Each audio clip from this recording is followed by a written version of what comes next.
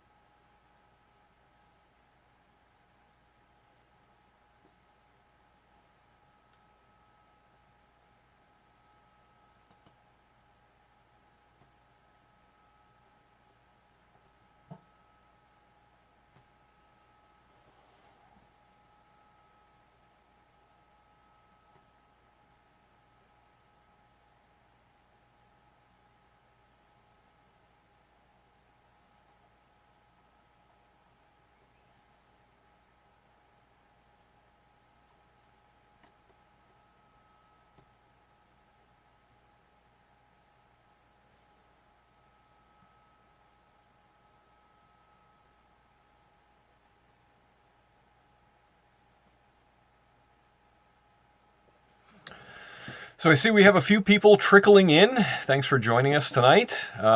This is going to be a live Q&A panel, so the point is to hopefully some of you guys have some questions for me, and we'll talk about reef stuff, freshwater stuff. I don't really care. But without people asking questions, I didn't really have any topics that I was going to discuss. This is less of a on the road with the fish guy episode and more of just hearing from you guys and talking about what you guys want to talk about.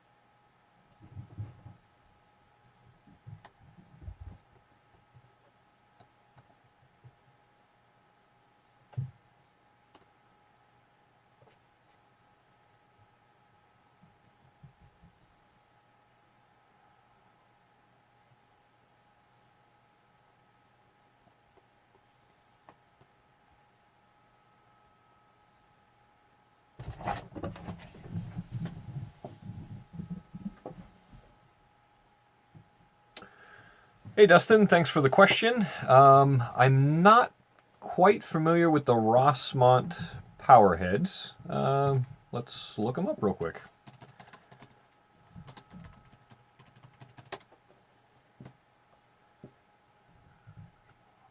$1,200 gallons per hour each doesn't sound too bad, but I guess it depends on what style they are and how close to 1,200 gallons per hour they really are.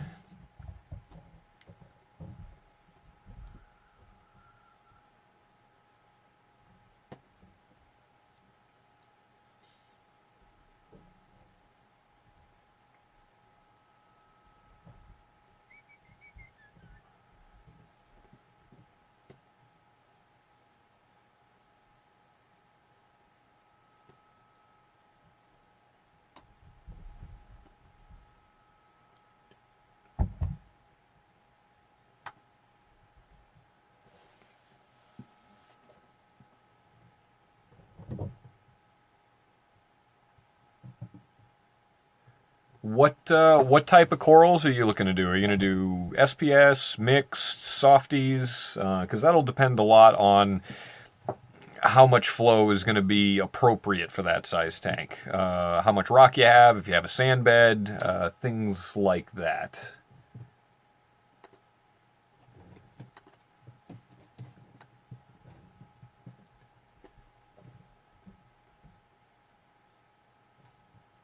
Oh, they look like a decent little prop pump. I mean, those tend to be fairly popular. The Corallias were one of the first that came out that looked like that, I believe.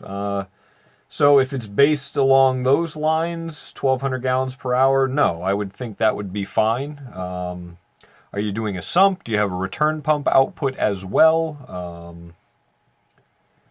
If you're doing SPS, you may actually want more flow. But I wouldn't think it'd be too much. Even though it's only a 55 and it's kind of skinny front to back, you should be able to angle them, bounce them off the front if you have to, be a little bit lower, angle them towards the surface. So you're dispersing the flow around that. It shouldn't be too much flow, I wouldn't think, no.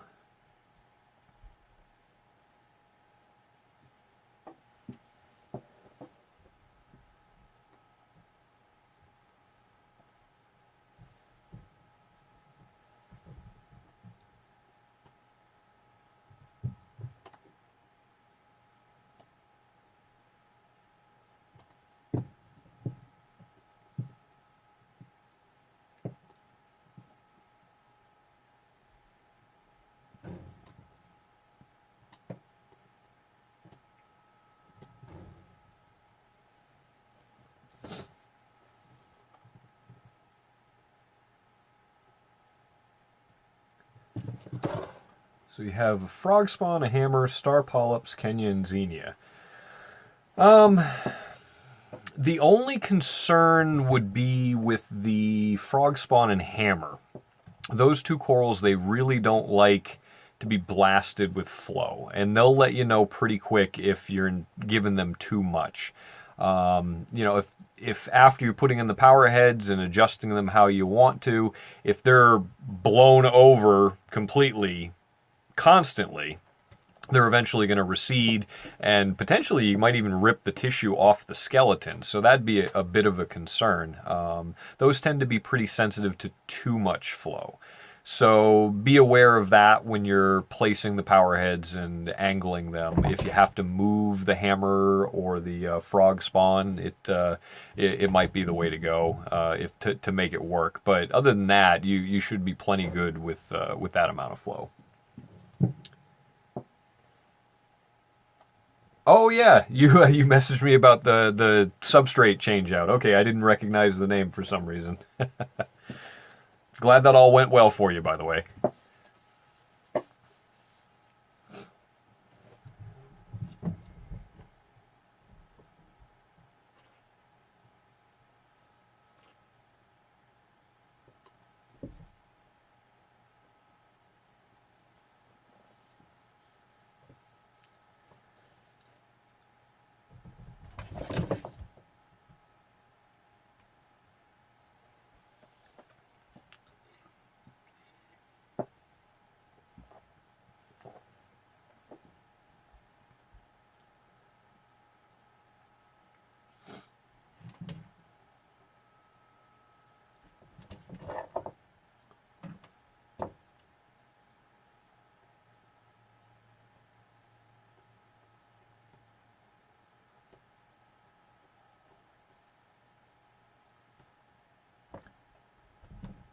What's going on, Mike? How are you? Thanks for joining us.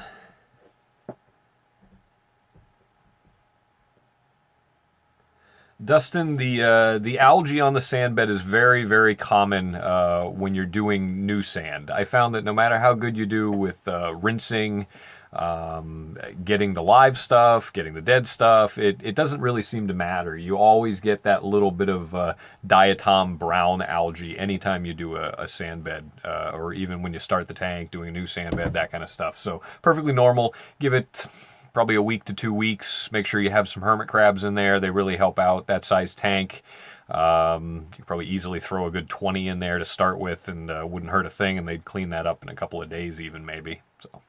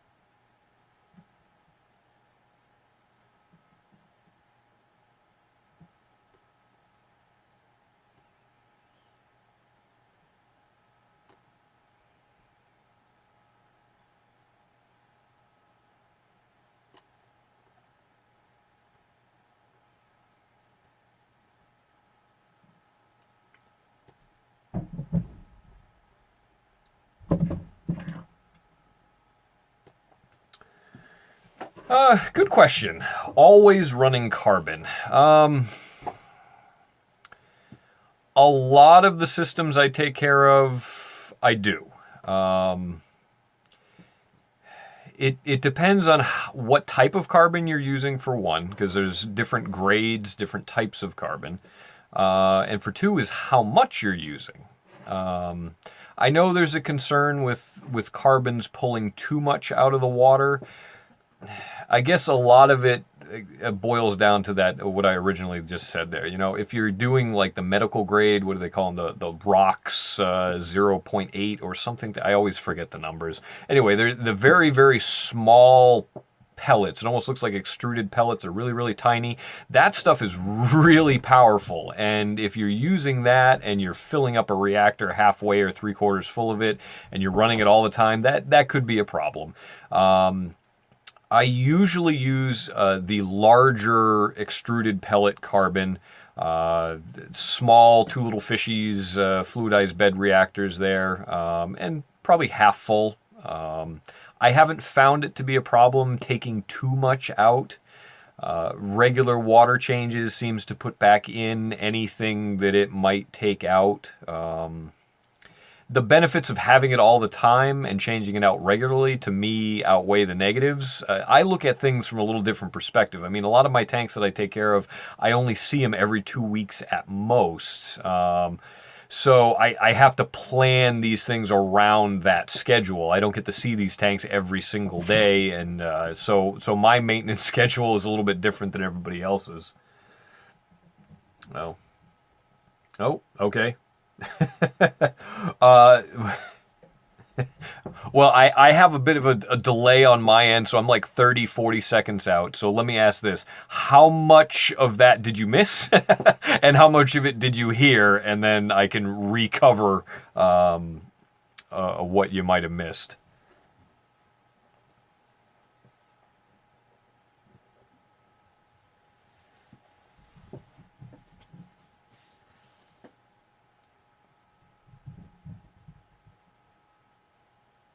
And I apologize for this. Hopefully I'll have a better setup going next week or the next time I do a live stream. This was thrown together last minute. I got this Camerify Live app for my phone, and I'm doing questions on my laptop, and it wasn't a very friendly last couple of hours trying to make this work.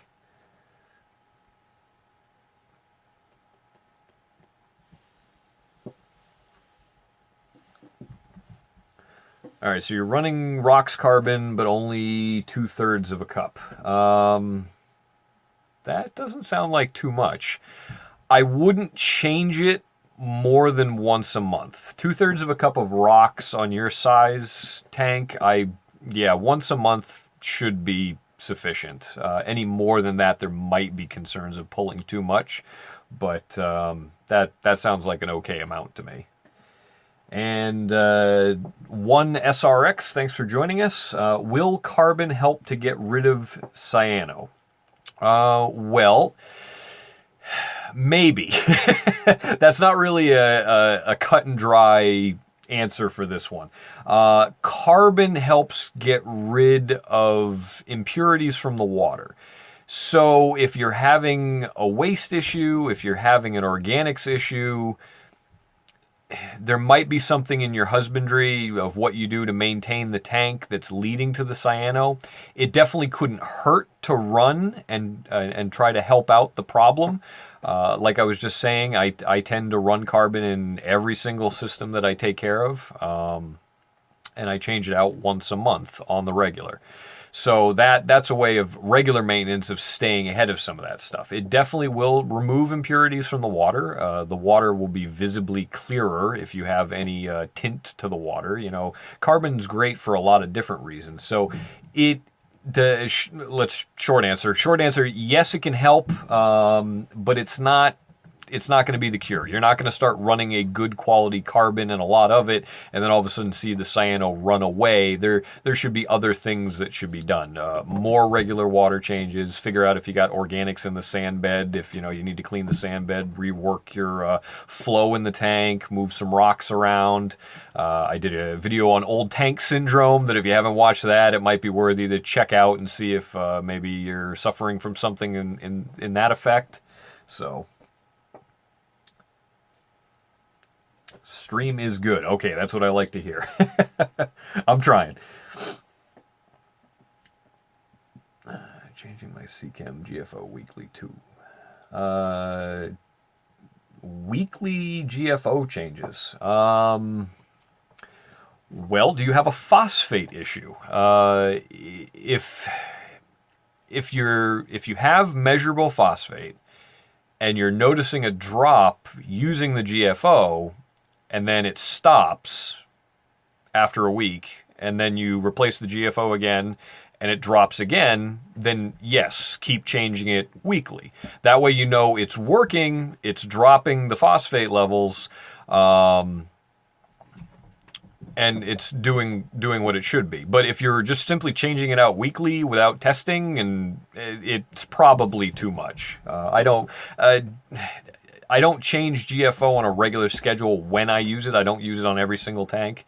It's more of on an as required basis, and I'll always double check that if the phosphates are nothing, then I usually don't change out the GFO.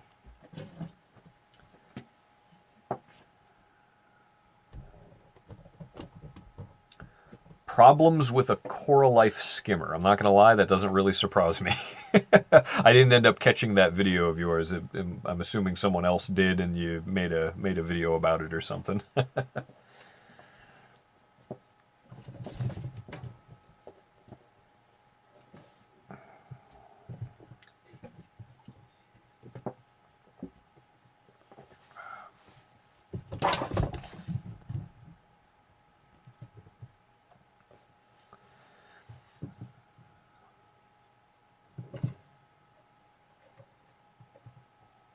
What were you using to test your phosphates? Liquid kit? Were you using a Hannah checker?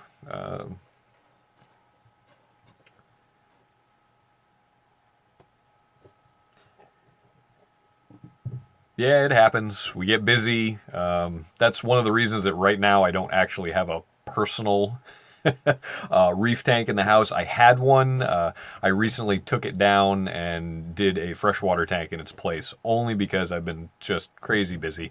I have 4 kids. I got a house, dogs, goats, ducks, chickens, the whole mini farm thing going. So having a saltwater tank and doing all my clients' tanks, it was getting a little hectic.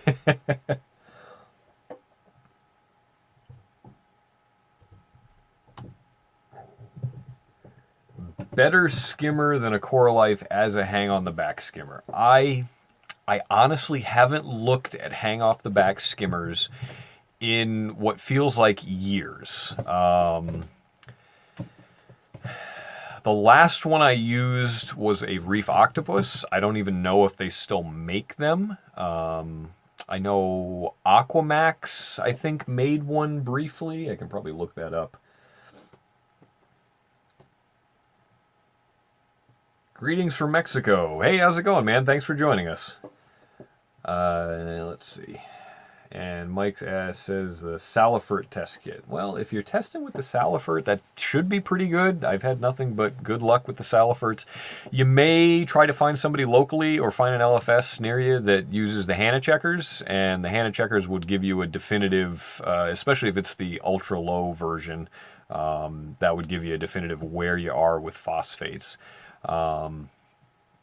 Beyond that, God, if you're reading 0, I wouldn't think you'd need to change your GFO out weekly.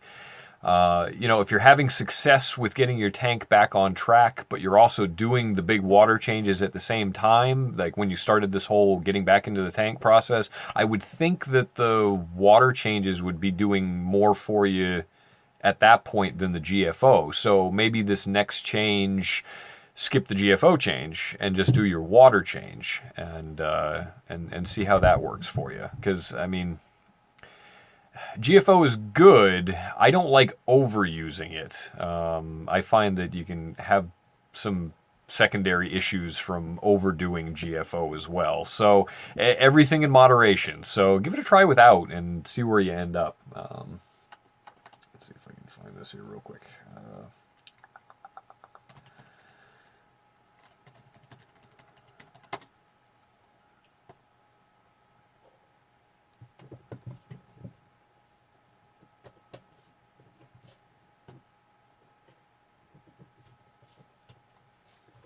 And of course, the laptop that I have with me down here is an antiquated, lovely, old school laptop that is not the fastest. So bear with me.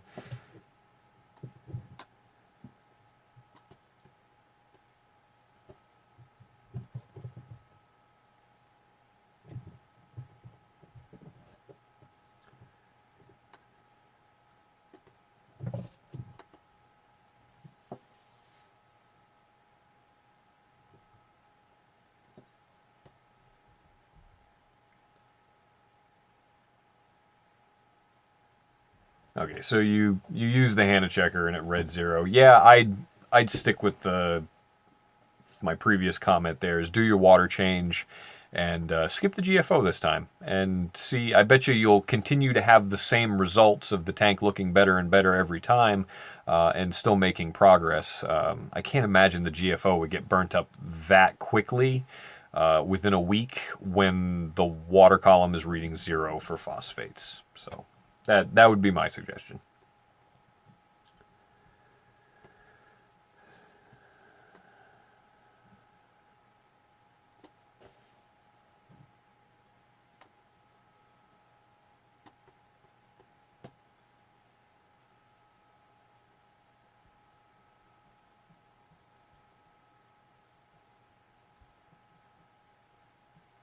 Yeah, it looks like the Reef Octopus still make what I remember as the last one that I used. They've got the Classic 2000. It's a Reef Octopus Classic 2000 hang on the back skimmer. For that size tank, compared to the Core Life, it should be night and day difference. I remember these actually taking out some seriously nasty stuff. I've always been a big fan of the Reef Octopus brand. I mean, in most of the builds I do, I use all Reef Octopus in-sump skimmers or external as need be, and have been very pleased with just simply their the build quality, the price point, and then if I have any warranty issues, usually they're right on it and they take care of me. I'm East Coast, so them being out of Louisiana is great that usually it's only a couple of day turnaround for parts and pieces if I need them. So...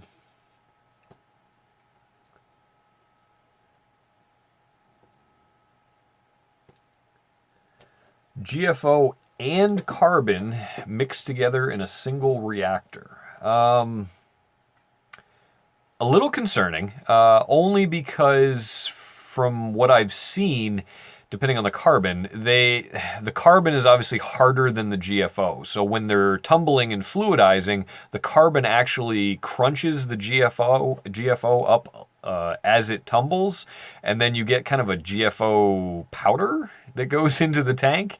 I don't know if you're experiencing this with the rocks carbon, being that it's small, it would probably be less of an issue, but I've never mixed them, and everything I've always read suggests not to. So if it was me, I would probably run the carbon in a mesh bag if you still wanted to run both at the same time. You could add another reactor. If you got the single BRS, you should be able to do another and just daisy chain them together. You set the flow to fluidize the GFO, and then whatever makes it to the carbon makes it to the carbon and comes out the other end. So it's basically like their dual reactor setup, but you already had one and you wanted to add a second. Not the most efficient way to do it, but if you didn't want to buy the dual one, it's one way to go.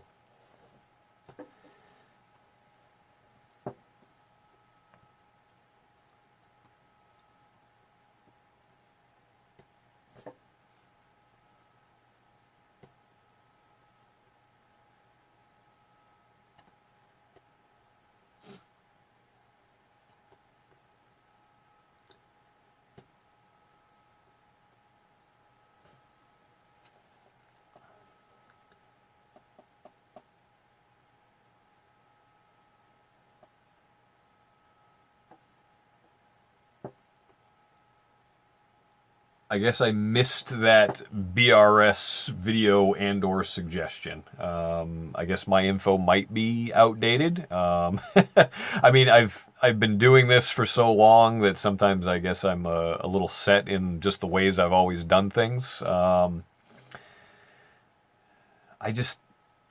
Everything I always read said that the GFO should be fluidized and shouldn't be stagnant.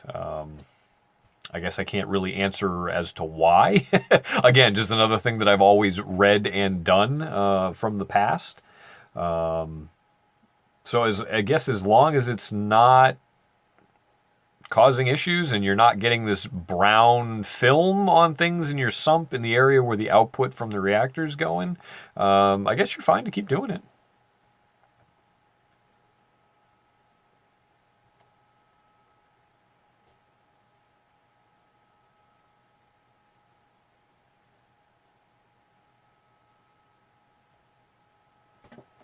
And Dustin, I have a Coralia, never had a problem. Thinking about switching brands, so a lot of people have had issues.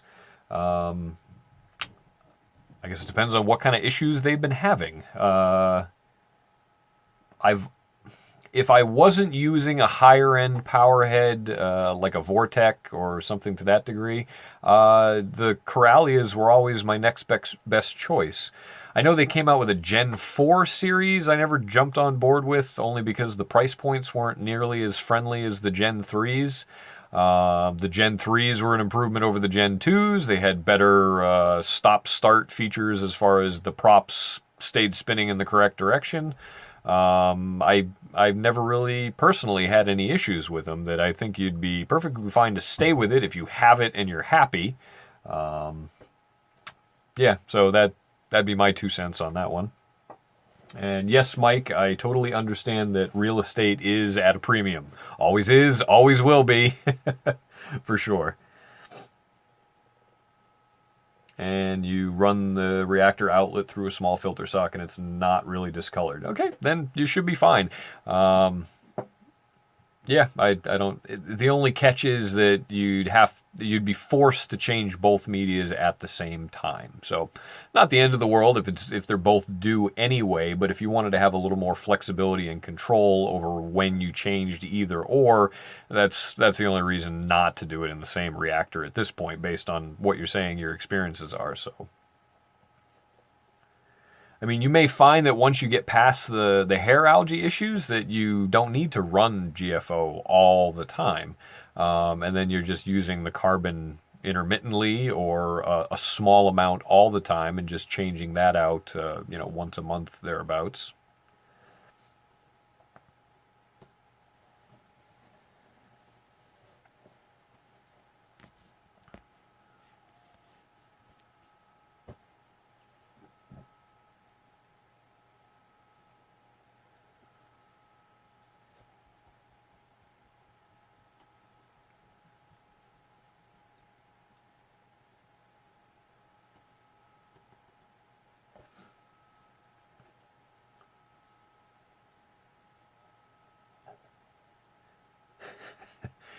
I totally get where you're coming from, Dustin. The people that have bad luck or issues with the product are the ones that you see and hear reviews about. I swear it's like a 9-to-1 ratio of people that actually post good versus bad. With that said, though, there's tons of good reviews, I'm sure, on them. The power leaking, I think a lot of products that we use in this hobby leach power into an aquarium. Heaters are a bad one I generally run into. I've seen all different brands of pumps, whether it's a return pump, a Powerhead, a Skimmer pump. Lots of different pumps will leach power. So I wouldn't necessarily go off of that one thing. Like I said, I've never really run into any major issues. Most of the systems I have, I run a grounding probe. I know that's a whole nother heated debate all by itself, but when I reach into the tank, if I get zapped, and I seem to have a sensitivity to it, especially if I cut my fingernails, I can tell when something's leaching into the tank, that it tends to zap me when I go to reach in. But with the grounding probes, I don't get that. With and without grounding probes, I've never seen any odd behavior in fish, odd behavior in corals. I've disconnected them, watched the tank, reconnected them, watched the tank, and never really seen any difference. I just like the fact of me personally not getting zapped when I'm going in and out of the tank. So that's just me.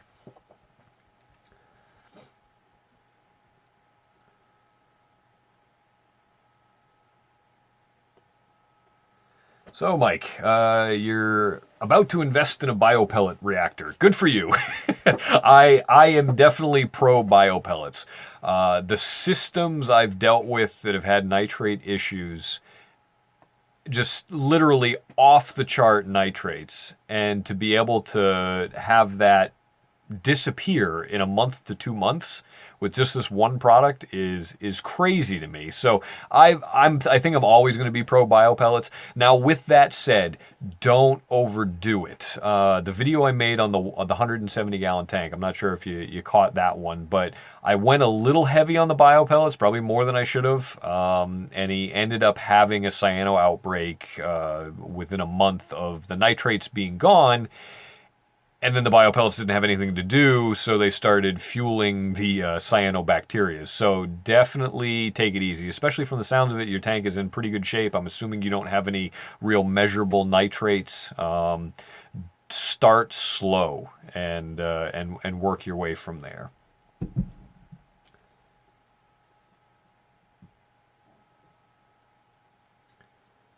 Dustin says it messed with his pH. I'd be hard-pressed to believe that that was the only possible way that his pH is being off. That's just me. I'm not a chemist. I don't really understand the idea behind electricity going into water and that changing the pH of the water. That's out of my wheelhouse. I'm not inclined to agree with it just off of what I know, which is minute when it comes to that. But from what I've seen on tanks that do have leaching electricity, the pH was never really a concern. So that's, again, just what little I know about the subject. And Mike, yes, most of my work is in New Hampshire. I've had a couple of clients across the border here and there, but I live in the middle of New Hampshire, literally in the Lakes region. So my clients take me from as far north as Littleton and sometimes Lancaster, which is pretty far north, up 93. And then my farthest south is near the coast, near Hampton Beach, literally. So I drive all over the state. For my work.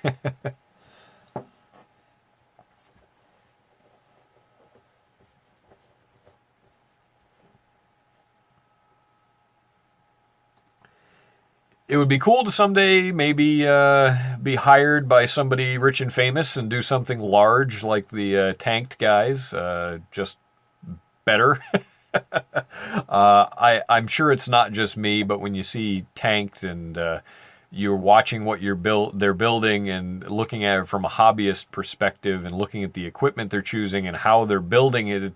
To me, the first thing I think of is how the hell is somebody going to maintain that? And unfortunately, you do some Google searches on tanks that they've done, and a lot of them aren't around anymore, and or they were a nightmare after the fact, which is a shame. But oh, right outside of Worcester, nice. Very cool.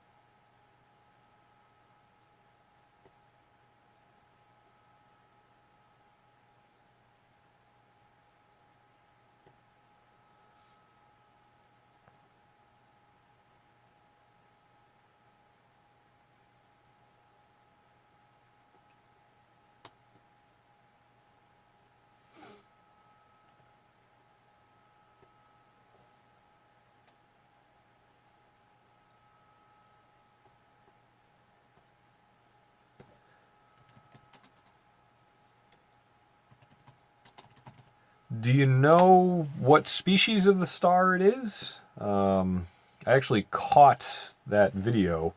Was it literally sold as Red Sea Star? I'm actually looking it up right now, just on the off chance it happens to tell me. think you said you got it from Live Aquaria, right? Oh, come on, ancient laptop, work with me here.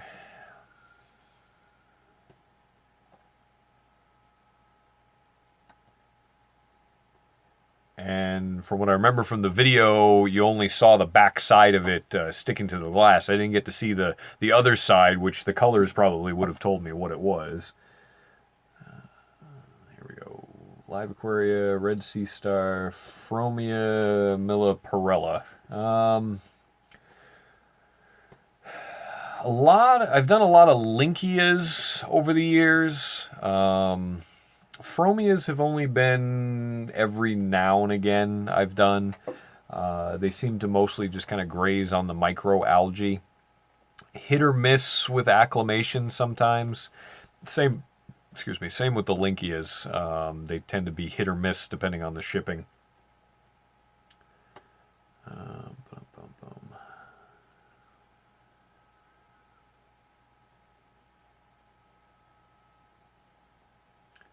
Yeah, so as long as they have some microalgae to eat and things to graze on in that way, you probably should be fine. Keep an eye on it. If you notice any open wounds or sores, dropping legs randomly and then the legs not healing over, you may end up wanting to pull them. Not to wish ill will to your little starfish, but again, they've just kind of been hit or miss for me over the years. Really cool, really enjoy them. Once they get settled in and they're happy, they tend to be great. It's just that first couple of weeks to even couple of months, which is the gray area.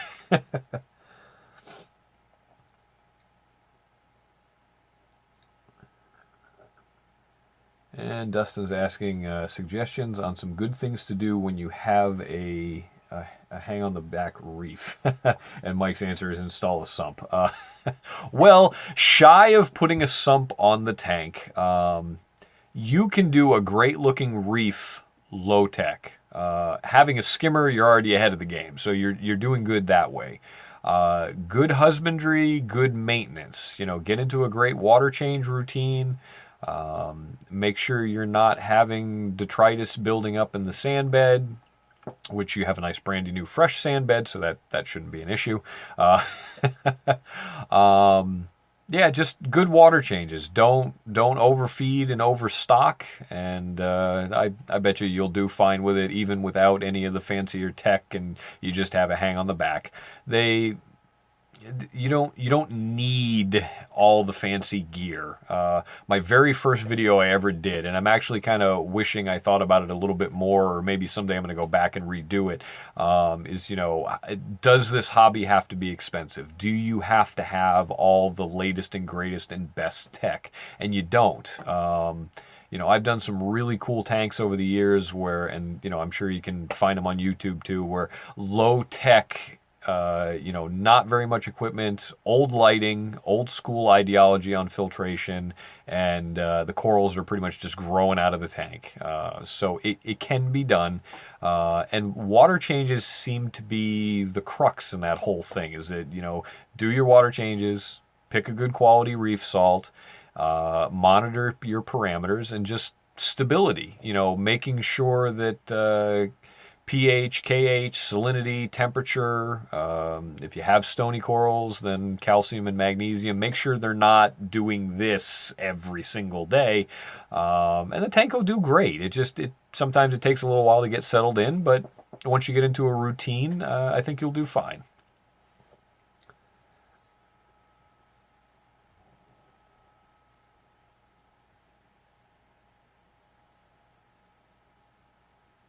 Hey, Bubba, how's it going? Thanks for joining.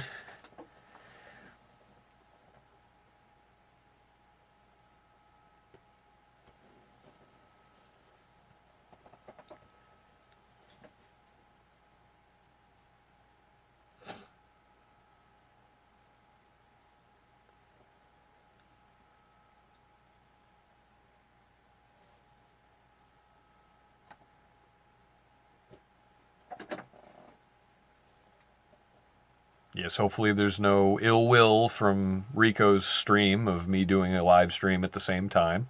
I'm hoping there's enough reef people to go around for the live streams, and his seems to be on like 24/7. I swear. So to coordinate one when his isn't going, I think would be a hard thing to do.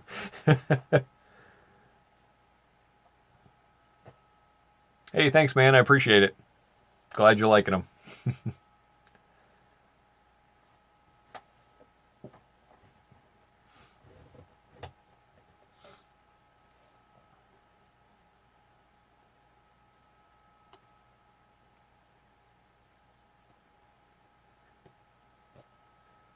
Yeah, I'm probably only going to be on for another 10 minutes or so. I got up early as usual, get the kiddos ready, get the animals taken care of, and head off to work again. So I won't be up till the wee hours of the morning like Rico's stream. Keep it short, an hour, talk about stuff and call it good.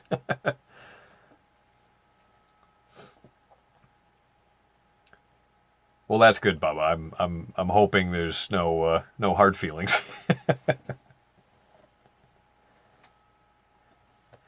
And it's I forget. I think it was CJ at one point in time. He wanted me to hop on to one of their group hangouts there, and I don't know. It's just too much going on. Not reef related, not fish tank related. I'm not looking to just jump on and hang out and talk about other things for hours on end. So that's kind of why I wanted to do my own stream and just have it be more of a Q&A or talking about a specific subject or something to that effect.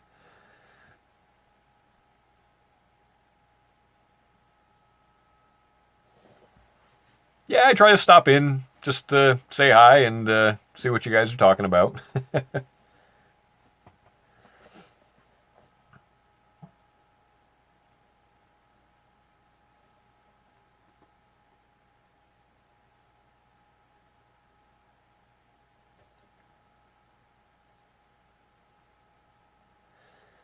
7.7 to 7.8. That does seem a little bit low.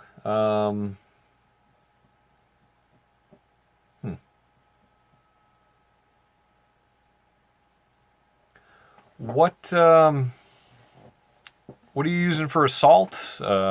When you mix up the fresh salt mix, what does the pH of that test out to? Usually it's something going into the tank that's got an acidifying effect. Up here in New England, we struggle with our homes are always closed up during the wintertime. There's not a good enough oxygen exchange. So our tanks tend to run a lower pH in the wintertime. Have you noticed the change at all now that we've been warming up? And I'm assuming you've had your doors and windows open to some degree. I know I have. While the stream is catching up and you're writing an answer to that, I'll move on to the next one. Thinking about a controller, what are your thoughts? Controllers can be great, and there's a lot to go with them. From my point of view, with what I do for work and the tanks I take care of, I usually don't recommend them unless the client is, for one, extremely tech savvy.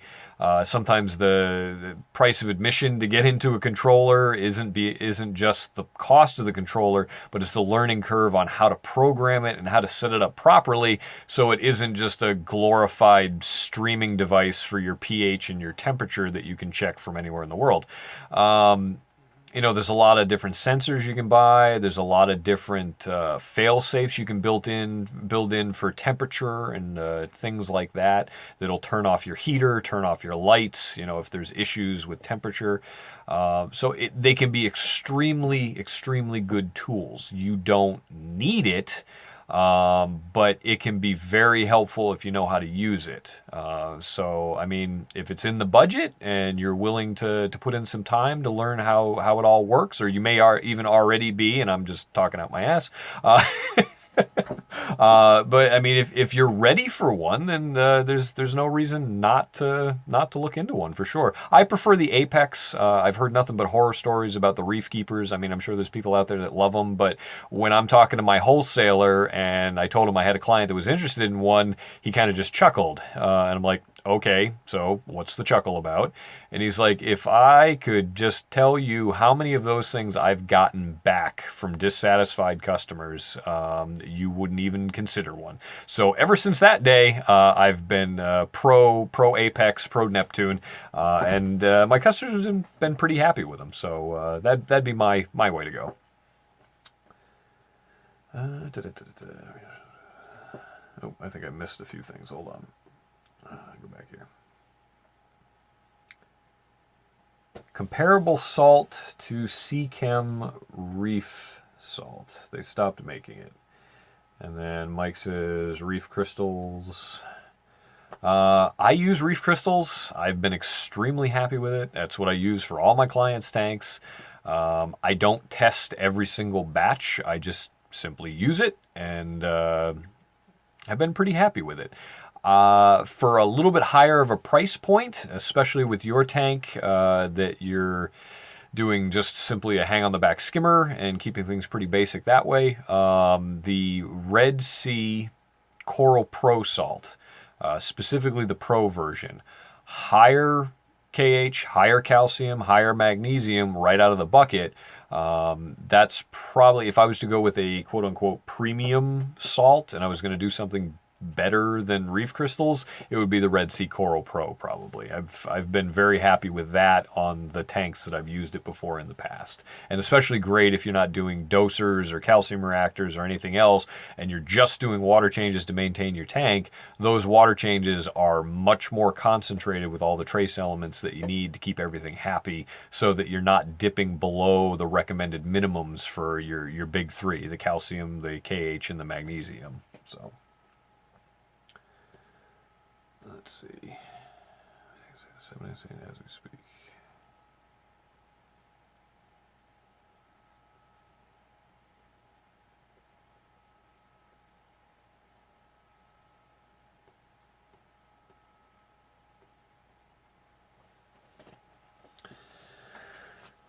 So you're at 7.85. Where are you in your, or I'm sorry, 7.87. Where are you in your lighting schedule? Are you at the end of your day? Has the day been off? Because, I mean, we know the pH dips at night, so I'm just trying to get a feel for where you're at. Is this the highest point of the day? Or are you going to, start going up or down from there?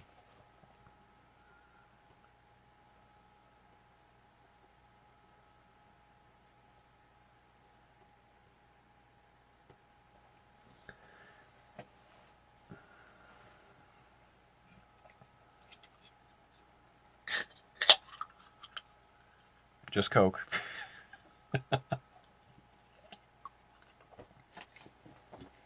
Nothing fun here tonight.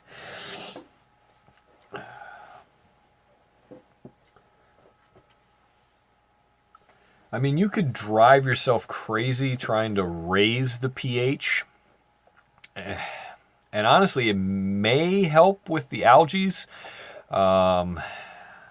Lights have been out for a couple of hours now, and my fuge light has been on. Okay.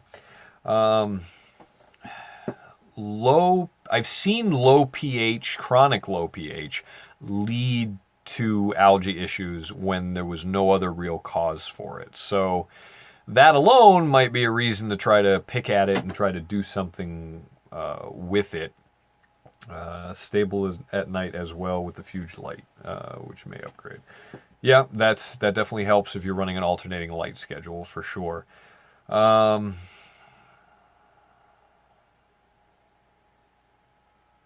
Kalkwasser drip, I mean that's gonna to bump your pH.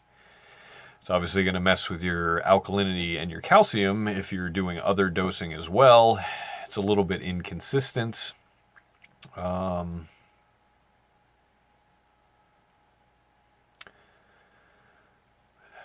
Running a longer vent on your skimmer, pulling from outside the sump stand. I know it's kind of a weird suggestion, kind of a long shot. They also make, here's another thing I just remembered.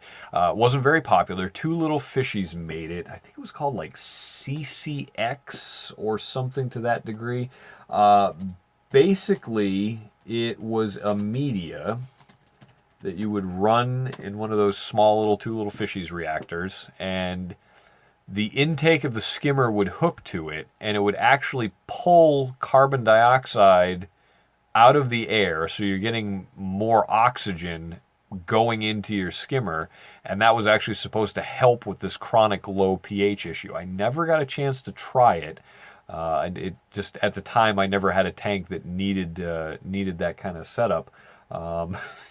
And not necessarily that I'm suggesting it, just happened to come to me when I was suggesting the whole pull air from outside the stand. Because the idea is if you can pull more oxygenated air as opposed to the stale air inside your cabinet. So let's say your stand is super tight and not a whole lot of airflow going on in there, and you're recirculating the same air over and over and over again, it can actually dip the pH.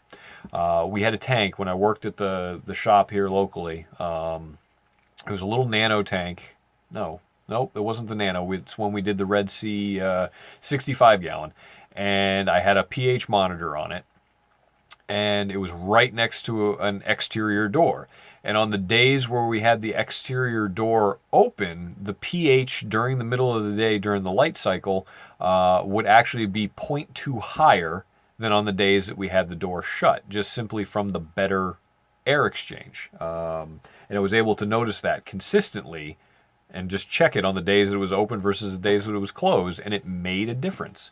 So just one more thing to consider.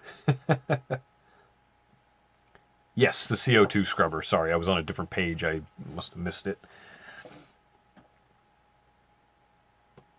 And yes, that was one of the downsides to the whole media thing, is that they can be kind of pricey because you have to replace the media. And how much are you really gaining by using it? Like I said, I never used one. I knew they existed.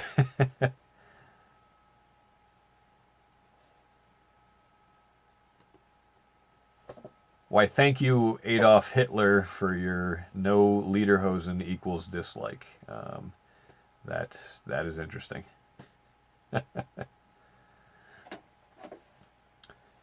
And Mike, I missed your previous comment. Sorry. You run caulk in your ATO and your ALK is at 10.5. Oh, yeah. Okay, so you can't really go much farther with that. Wow. How long has your tank been set up for? Just out of curiosity.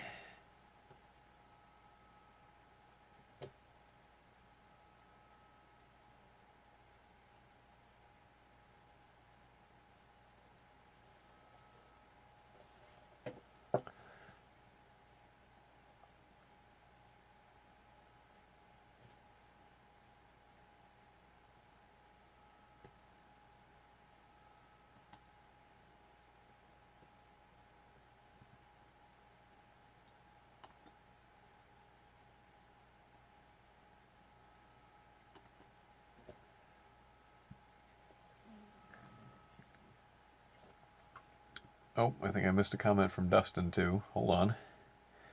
Does it affect the fish or coral negatively by having my lunar settings on my lights on all night?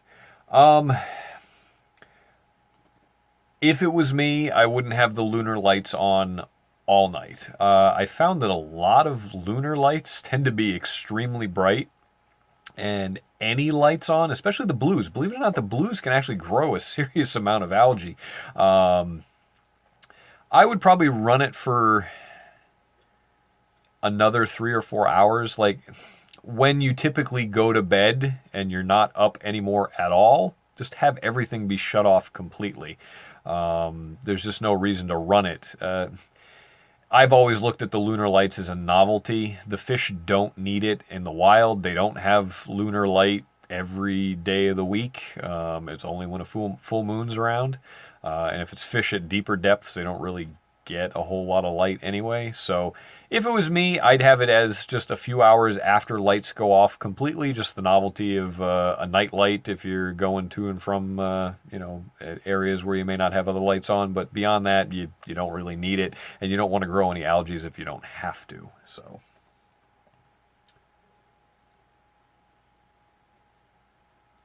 Yeah, trolls everywhere. Ain't that the truth? 8 people watching, and Adolf Hitler joins to give me crap and a dislike. Appreciate it, buddy. Thanks.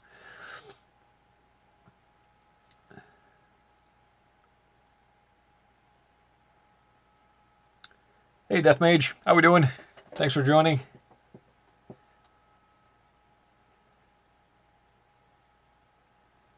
Issues with the tank, trying to resolve everything is like trying to build a city. Yeah, absolutely. um, yeah, it. You just got to take it a step at a time and not try to change too many things at once. That's the biggest thing. If I could give you anything out of this, is if you try to do too many things all at once, you never know what really fixed what. It's having the patience to change one thing, waiting a week or two, seeing what happens, and especially if you know have noticeable gains in a short amount of time, great. But if you change a whole bunch of stuff, you may change something that was working okay to something that still works okay but is more work, or something to that degree. I'm sure you know what I mean. Slow and steady.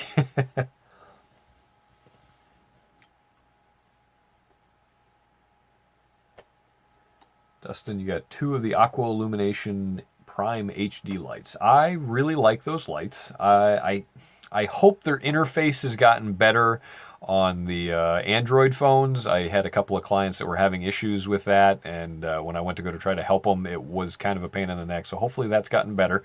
But as far as the lights go, I love them, and for your size tank, that's a great setup.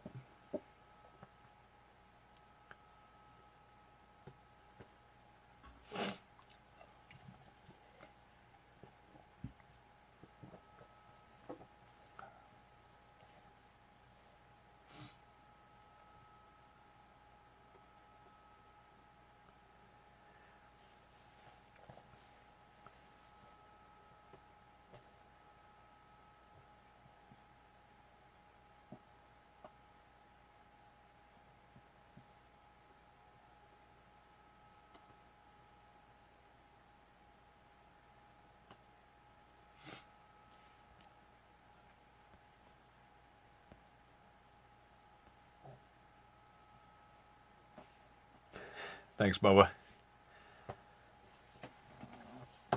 Hey, Rico, how's it going? Thanks for joining us, man. Hopefully, it didn't pull you away from your stream.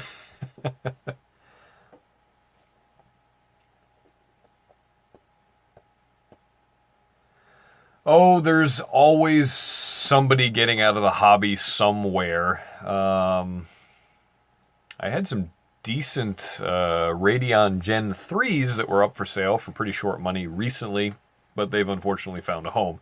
But I'll keep my ears open if I have somebody getting out and looking to sell their stuff. And I also run into people looking to upgrade as well. And sometimes the stuff isn't all that old and still in great shape. So.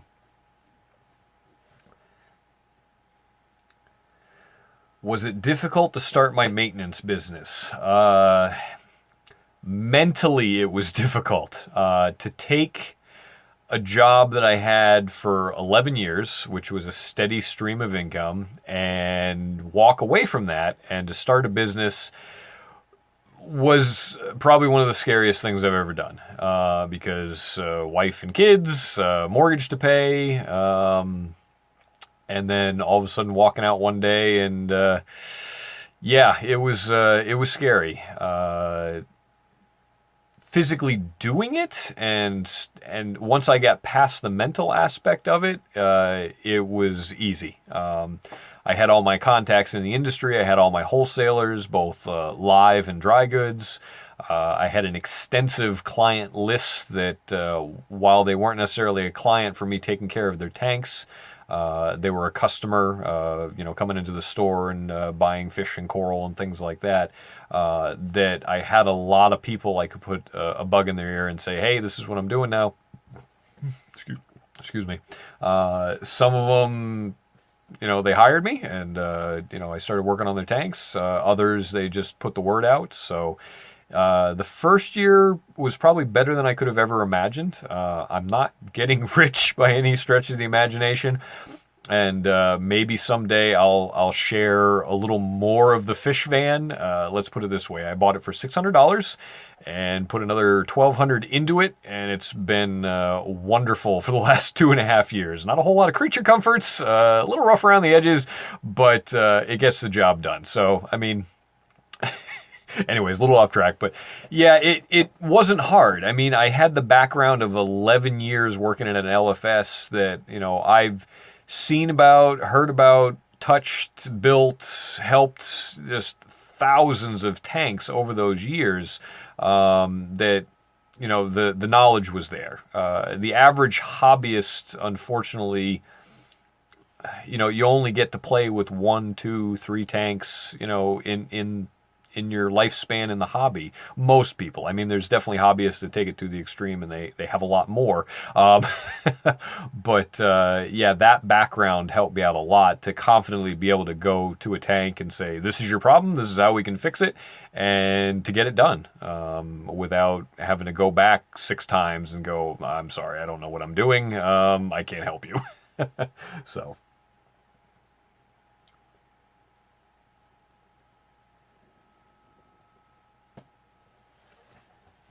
Yeah, I will, Mike. No worries, man. If something comes up, I'll let you know. How about sales on some of those LEDs new?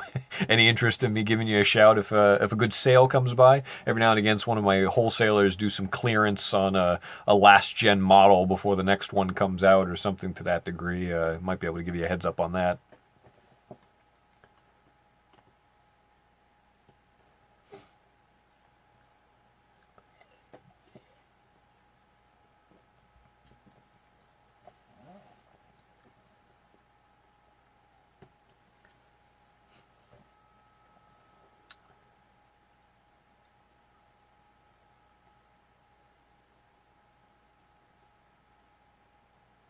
Uh-oh. Mike, were you getting rowdy?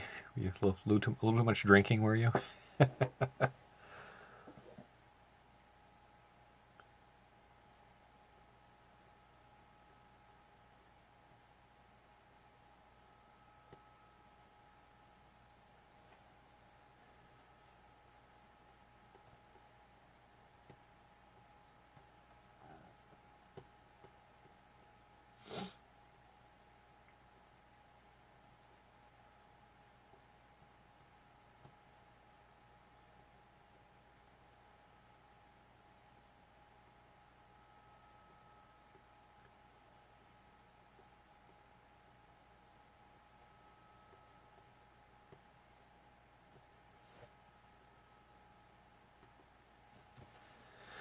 Does Chemi Pure Blue have to be agitated to use? If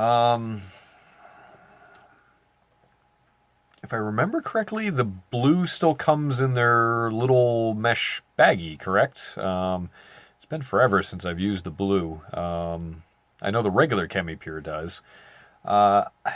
With any of that stuff like that, I don't tend to run it in a reactor agitated.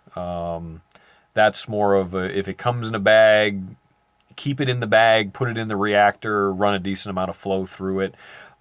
Sometimes with those mixed medias like the Chemi Pure, if you have it bouncing off each other, it can start to break down. Kind of like what I was talking about with Mike earlier about carbon and GFO generally not being mixed in the same reactor. Hey AL, thanks for joining the stream. This is actually my first stream, so you haven't missed anything. This is the first one. What do I think about calcium reactors? Oddly enough, I did a video on calcium reactors versus dosers. And in that video, I kind of went through the ups and the downs, the pluses and the minuses. I like dosers for anything under 250 gallons. Calcium reactors have a place. I think they're a great tool if you get a quality reactor. Unfortunately, a lot of reactors are not quality. And the issue you run into is gases building up, bubble counts getting thrown off, pHs, if you don't have a pH controller, first of all, that's a big no-no, but even with a pH controller, sometimes that, gets out of whack. So if you're doing a large tank anyway, and you've obviously got a bigger budget, you can invest in a more quality reactor. But for me, I think the dosers are really a way to go on anything under 250 gallons. That's just my opinion. And from what I've experienced over the years, I had a 120 gallon SPS at the shop that was just full, top to bottom, left to right, front to back. SPS, mini colonies to large colonies. Some of my biggest ones in there were probably about the size of a football, not NFL size, but the smaller sized footballs. And I ran a reactor for a long time, and I used to swear at that thing more than I can really count. How many times I've just, nightmares with that thing. Anyway, when I went to a doser, I got the same results, but a lot less headaches. So that's that's where my experience come from with that. It was years of using different reactors and then finally changing to dosers, and it was just yay. No more messing with the reactor every day. This is great. I've got time for other things now.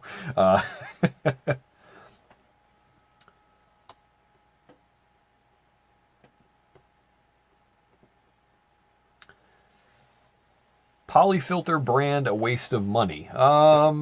No, not necessarily. We're talking about the impregnated filter pad that changes colors depending on what it's sucking out. I guess in your tank, where would you run it, first of all? Because you've got the hang on the back skimmer. Do you have anything else that's hang off the back, like a filter that you're going to put it in or something to that degree? That would be my first question.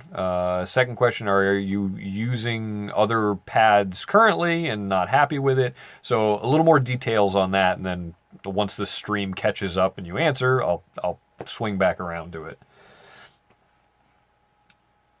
I was at Mike Plymouth Pet and Aquarium, right up in Plymouth, New Hampshire, right off the highway. And stopping in now probably wouldn't do you a whole lot of good. Since I left, the owner decided to scrap most of the reef section. I think he went down to just a simple, 58-gallon rimless tank with just frags, literally. When I was there and we were in our prime, I had the 120 SPS tank. I had 3 75-gallon tanks that were just softies and LPS, and we also had a frag system too. So we had quite a bit. I mean, compared to some of these LFSs I see online that have just, rooms of salt water, we weren't quite to that level. We didn't have that many people interested in corals, but we had a good showing. Like I said, a full SPS tank that I'd always take frags out of. We had a lot to offer, both softies and LPS wise too. But now it's just a frag tank from the sounds of it, unfortunately. Hang on the back filter for the pads. Okay. Intermittently, maybe. I probably wouldn't suggest that you had to use them all the time. I think they're great. Usually I use them for removing certain pollutants from the tank. So, let's say I was trying to take copper out of a hospital system or something for a copper-sensitive animal. And usually for those hospital tanks and quarantine tanks, we'd always run bare bottom and no other stuff in it. So it was just literally in the water column. I would use them for that. Every now and again, I'd use them in a regular setup. But I never found the need to use them regularly. If you have a hang on the back filter, using regular cartridges where you're getting mechanical filtration that you can change out regularly and service, as if you were servicing a filter sock. And then running carbon in there as well. What brand of hang on the back filter is it?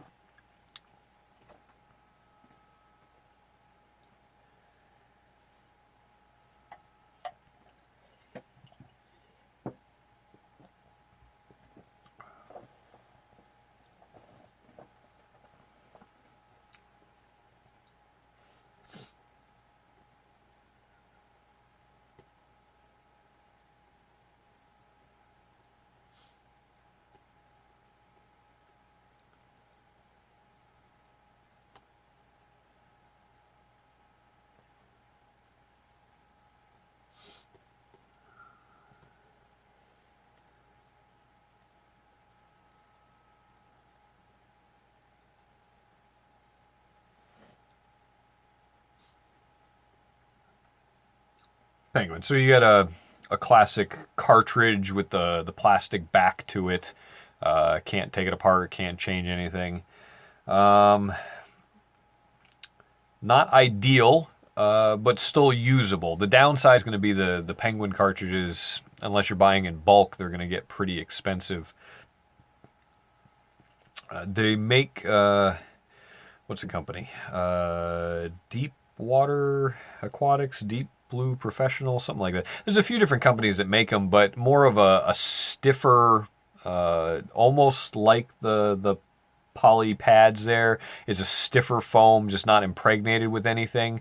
They make a carbon pad too, but what you could do is kind of cut out the size of the filter cartridge in this stiffer pad and be able to kind of just jam it down in there with a bag of carbon or something, be able to use the brand of carbon you want, maybe a higher quality, and it's going to be a heck of a lot less expensive than replacing those Penguin pads. And it's going to be less than the poly filter pad too, because if you keep up with the regular water changes and run carbon somewhat regularly. Again, I'm pro carbon. I like to use a little bit all the time and just change it out once a month.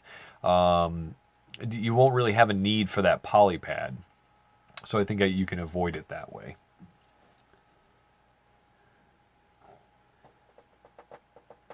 Do I think that the sand bed should be stirred every time I do my weekly water change? I think that when you do a water change, you should gravel vac every square inch of sand bed that you can touch. If you've seen my old tank syndrome video, I talk about sometimes the organics can get down behind the rocks, under the rocks. If you haven't moved any of the rocks, maybe pick a couple. I apologize. I didn't look that closely when I was watching one of your videos the other day as far as how your tank is set up.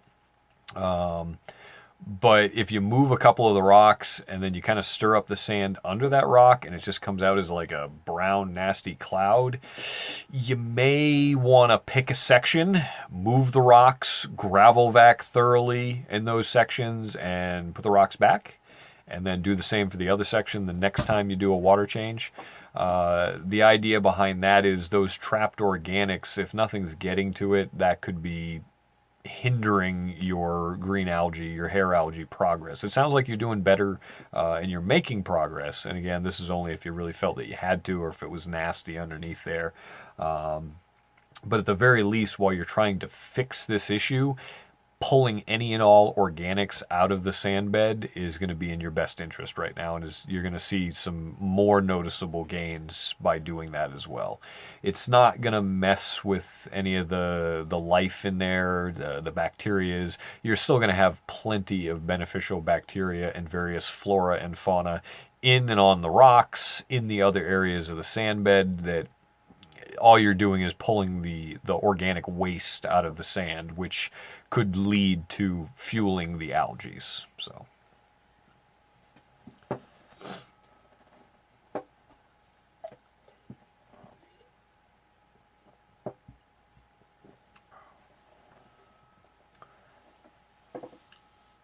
Thanks for joining us, Dustin. I appreciate it. Thanks for stopping by. And yes, I'll definitely keep the videos coming. And with any luck, we'll do this whole live stream thing again. I think at one point we had 8 or 9 people. So as far as I'm concerned, that's a win. I was a little afraid we were going to have like 1 or 2 quiet people and crickets in the background. And I'd be sitting here looking at my computer and you guys would be sitting there looking at the screen. And we'd have a wonderful quiet evening of not a whole lot going on. Thanks for joining, man. Talk to you later.